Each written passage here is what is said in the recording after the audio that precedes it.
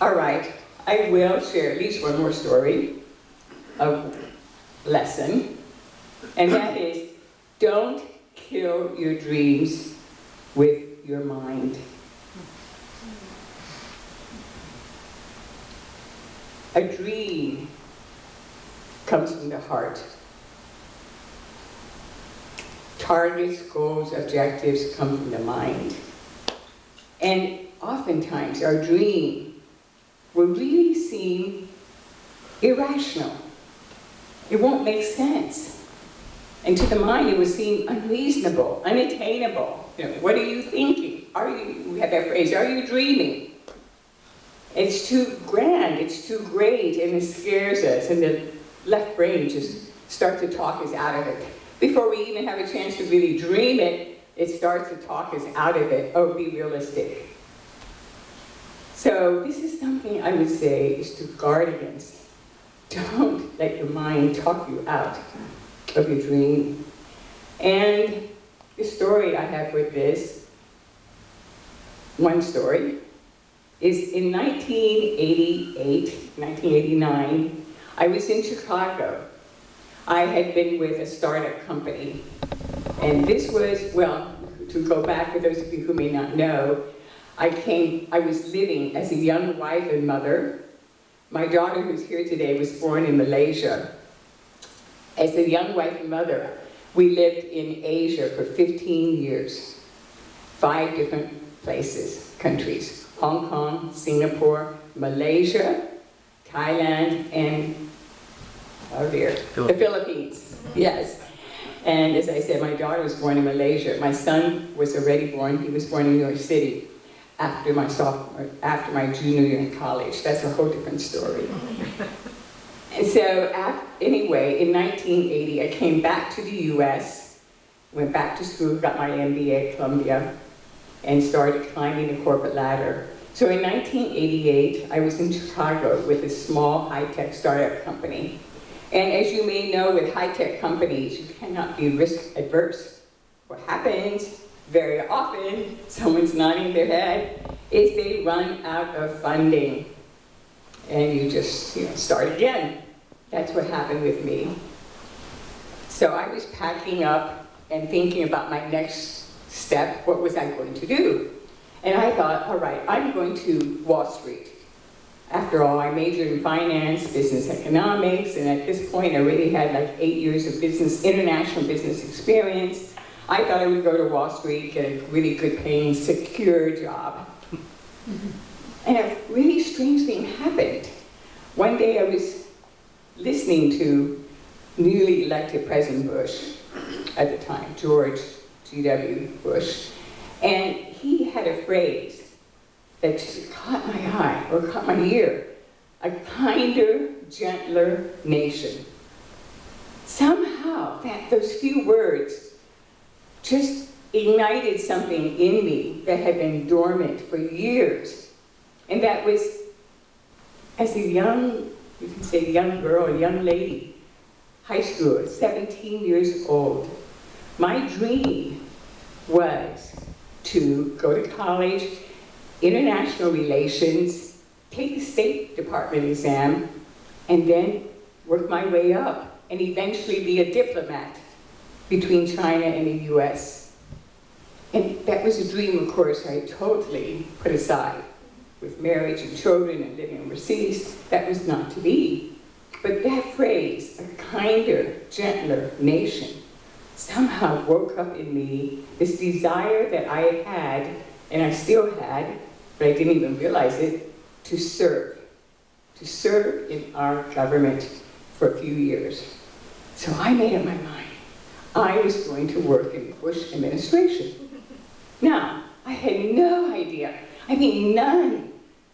How do you go about getting a job in the Bush administration? And so I called, one of the first things I did was to call a friend who was really a mentor, a senior business executive, and I asked him, you know anyone in Washington? And he said, well, let me just make a phone call and see, and get back to you. So he called me back and he said, Dinah, after the election, Washington is flooded with 70,000 resumes. Now this was what, 1988, 89? I mean, I don't know how many thousands and thousands they're flooded with. So his advice to me, without really saying it, was, forget about this. You know, just forget about this. And after I hung up, I really did feel discouraged. I thought, well, maybe I better forget about this. You know, not such a great idea. But on the other hand, I had such a strong belief that the Bush administration needed me. I mean, I was really totally convinced myself that with my skills and my experience and being Chinese American and whatever, they really needed me. And so I decided, one thing I did know, I mean, was how to market. So I put together a really great marketing package on my own behalf. I had this resume, I had a personal bio, I had 3 reference letters, I had a great covering letter, and I found out who I could mail it to in the White House. This is the White House because I was going for a political appointment. And I didn't mail it by regular mail, I mailed it by Federal Express. So off I sent this package. And I'm waiting expectantly. I thought, you know, they're going to be impressed with this. Someone's going to open this up and they're going to be really, you know, never mind they have all these thousands of resumes, they'll be impressed with this. So after a few days, I called the White House. And, you know, you get kind of passed around to different people. Here, no one's seen it. So I thought, all right, fine. I put together a second package. And I mailed it off again. Same thing. I waited a few days, called back, get passed around, and no, I'm so sorry. We just, you know, we haven't seen it, and it's not here. All right. I put together a third package. And I mailed it off again. So this time I'm really hyped up because, you know, we always say, what, 3 times is a charm, so I thought this is going to work. Mailed it off, waited a few days, called,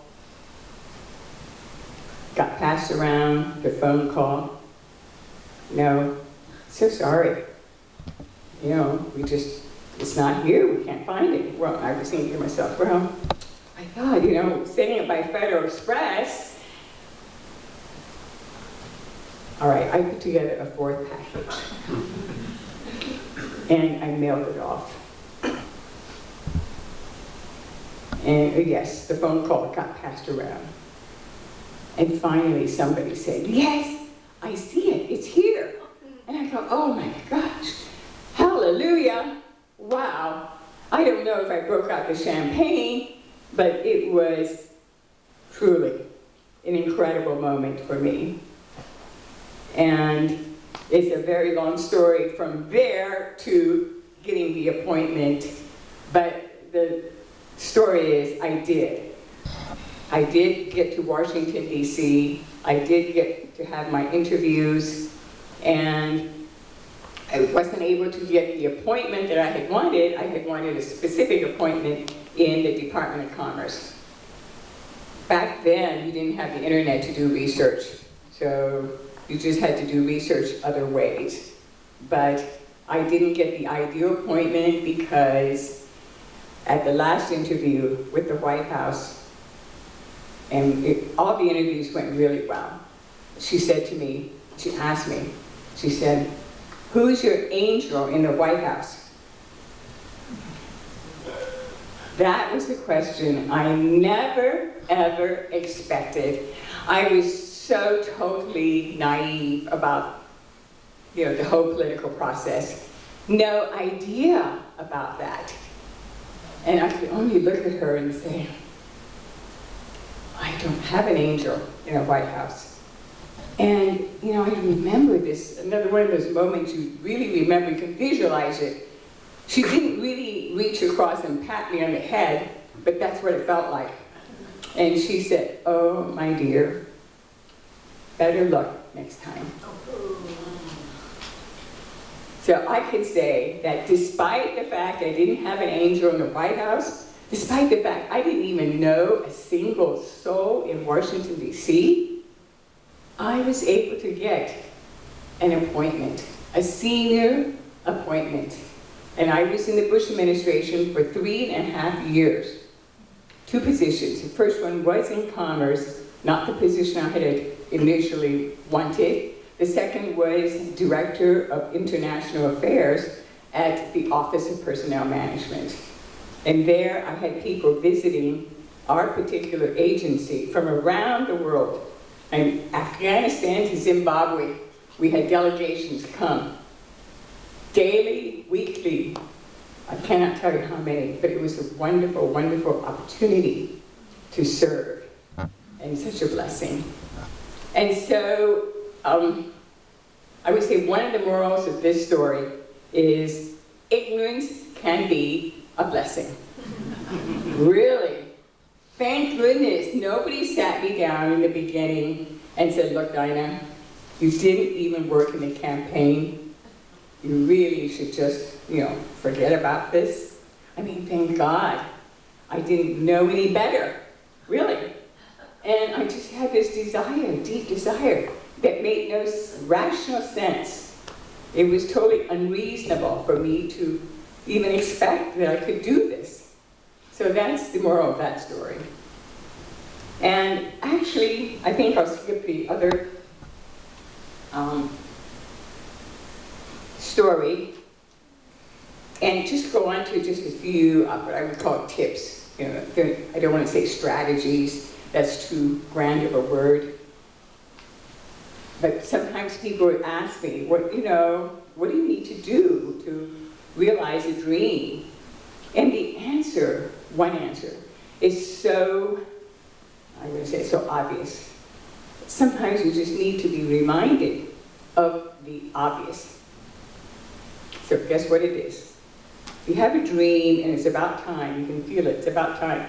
The very obvious thing is take action. Do something. Don't just let your dream float around here. It has this wonderful way of just floating around or swimming around right here in your head.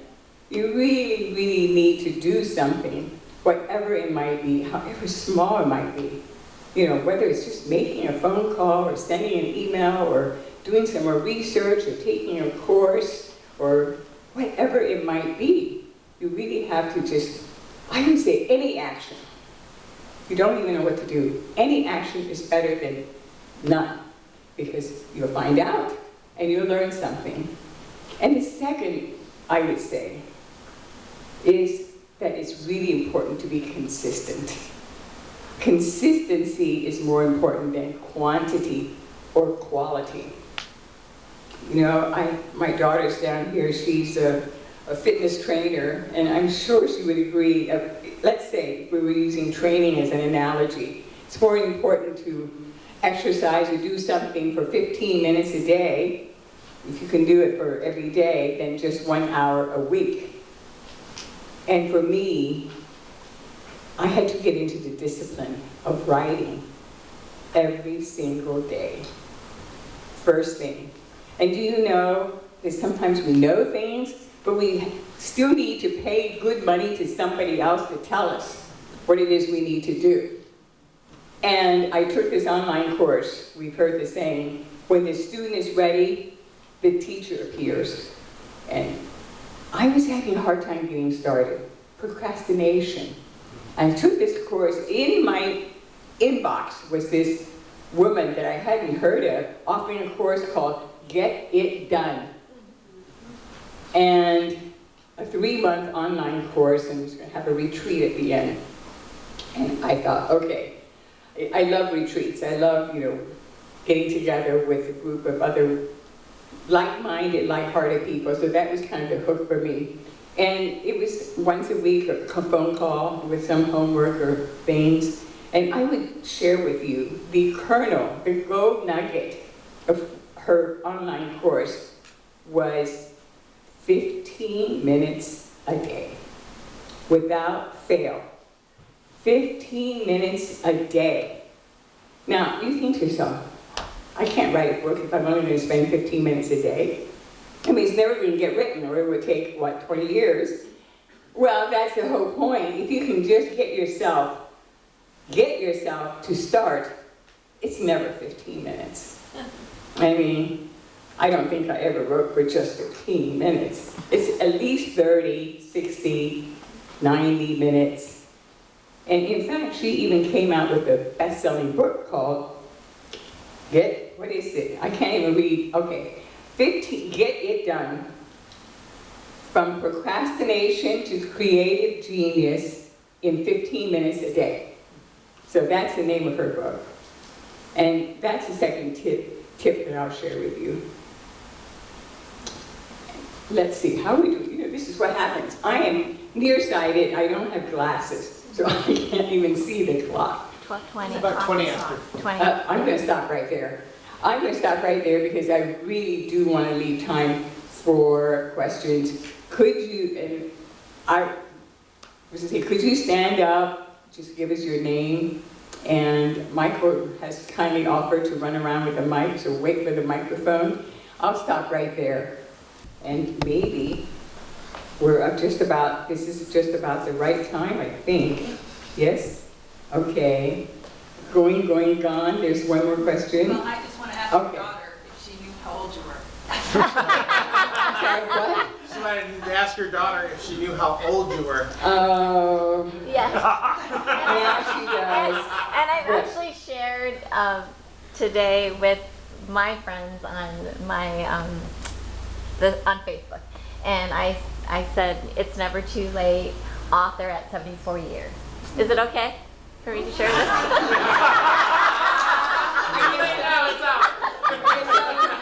What did you say? You said at 74? What? I said it's never too late. Yeah. Author at 74 years. Is that right? 74 or 74? It's another 2 weeks or another 10 Oh yeah, sorry.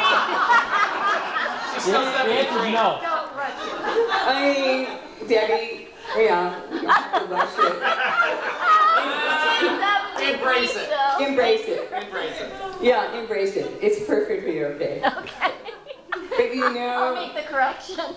yeah, no, that's okay. But you know, as recently as when I was 69, and I hadn't yet come out about my age, Debbie, as a gift, birthday gift, gifted me a photo session